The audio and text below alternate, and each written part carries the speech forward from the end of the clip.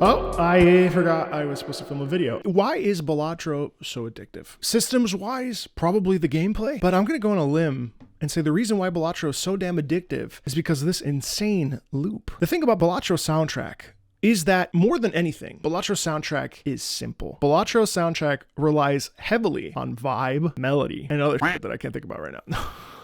There's a couple really fun, interesting things that are happening here. We're not going to get into chord structure per se, but I want to at least take a look at what we hear while we're playing this unforgettable card game that I literally should have never gotten on my iPad because I literally went to bed at 1 a.m. playing this thing for 2 hours. Anyway, check this out. So how does this start? Ba ba ba bum bum bum bum bum bum. It's just repeating chords, right? Then we pick up with the drums. And you hear how smooth that transition is? We go ba ba bum ba ba bum ba ba bum, and then underneath we go ba ba ba bum bum, and then we're into this thing. But so it's cool because we start like this. It just kind of sets us up. It's very light on the keys. And then it goes bum bum bum bum bum bum bum bum, which reminds me of bum bum sulla mattina e partedano o bella ciao. Anyway.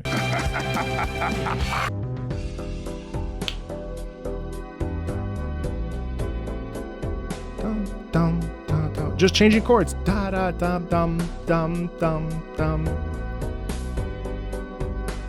What do we have here? Now we're already dynamically stacking this thing. We're already layering it. What do we have? We have the drums. We have the piano chords that we've been listening to, going through about 3 or 4 chord changes. Then,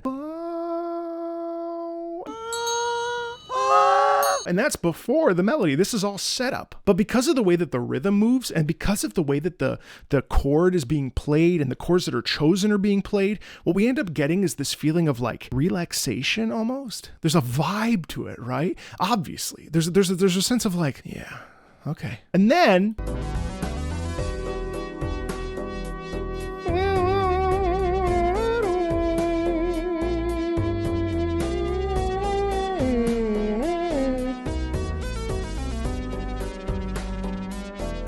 how many measures is that? Let's break this like little melody down. So we go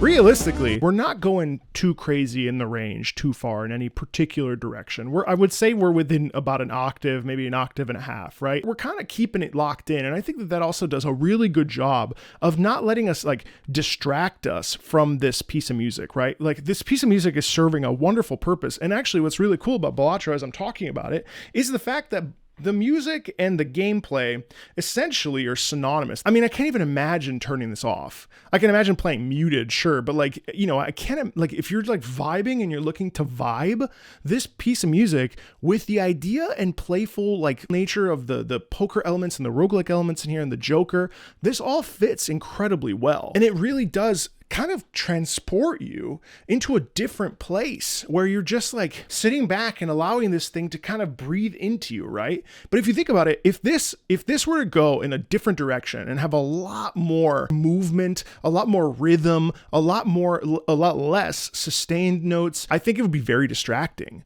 But what we do end up doing here is we end up staying within a certain atmosphere, and that produces a sound that allows us to then like chill back on it and be like, yeah, okay. It's almost meditative. In a lot of ways, that's actually kind of what it is. I mean, it really leans into a like semblance of like of breath, right? Which is interesting again, because in Balatro, like it's easy to sort of misconceive it or misinterpret it or not take it seriously. And really it's just a vibe. The whole game is it's a mood, you know what I mean? And again, music is mood set in a way that we can hear it, right? That's what we want to think about when we think about what music is. Music is mood set in a way that we can then see it and hear it, right?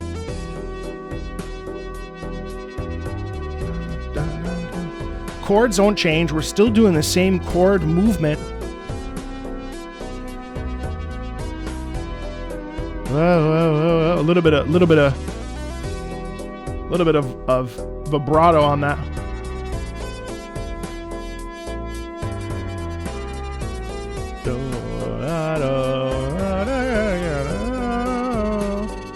That's the only time.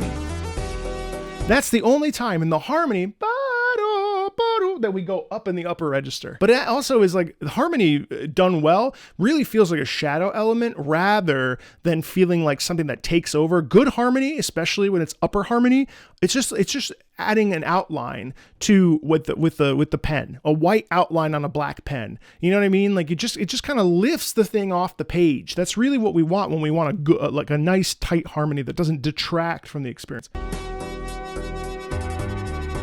A little bit of vibrato.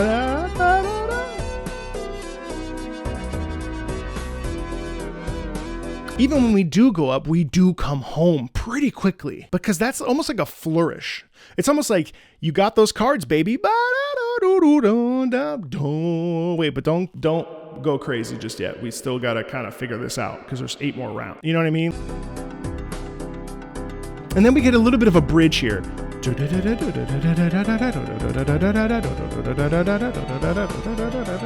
Now here we kind of expand, really kind of go for it. Let ourselves be like, you fucking got this, baby.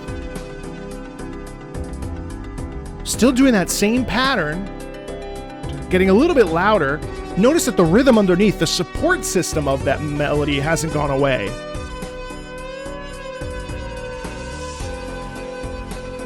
Now we have a key change.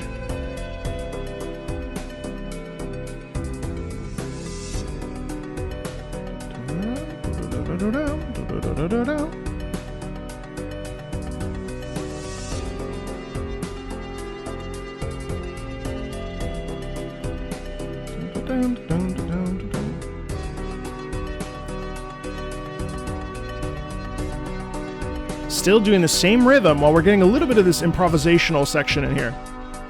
And then we loop back.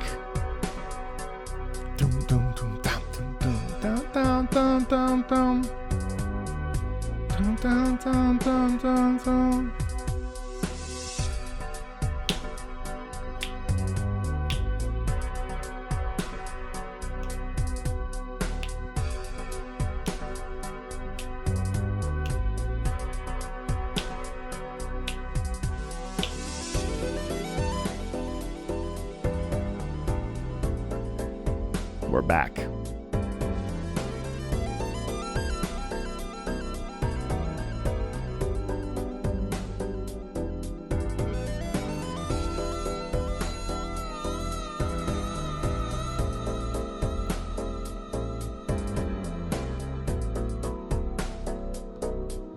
I mean, structurally, this is all chords. This is all chords. The majority of this is actually rooted by chord structure.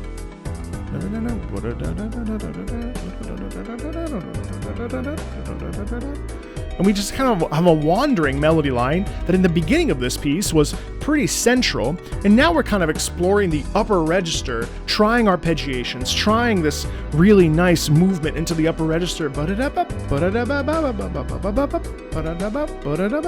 Right?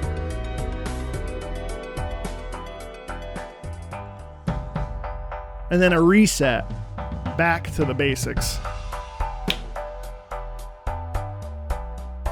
And it's an explorative piece. I mean, it's a piece that doesn't lock us in. So despite the fact that there's a melody and there's rhythm that's constant and so on and so forth, what we end up not losing is the sense of home base. We don't lose the sense of being in the rooted section where we're supposed to be, that then helps us like just focus in on playing the game and being present in what's happening on the screen. But it's also like a piece of music that stands on its own because it has like jazzy qualities to it that because of the way that the melody functions and because of the repetitive pattern, we kind of enter a trance. And so part of the reason why I think Balatro is so damn addictive is because of the vibes this music provides. I mean, you can picture yourself being anywhere with this track. Relaxing on the beach, relaxing in a cabin, relaxing wherever. I mean, like this is the thing. You sit down, you start up Balatro, you're there. Wherever you are, you're there playing Balatro and feeling the vibes of the mood in the moment. It's sick. So simple, but incredibly complex all at the same time. Very, very, very digestible for people to enjoy and listen to and consume and hopefully win. Thanks a ton, and I'll see you later.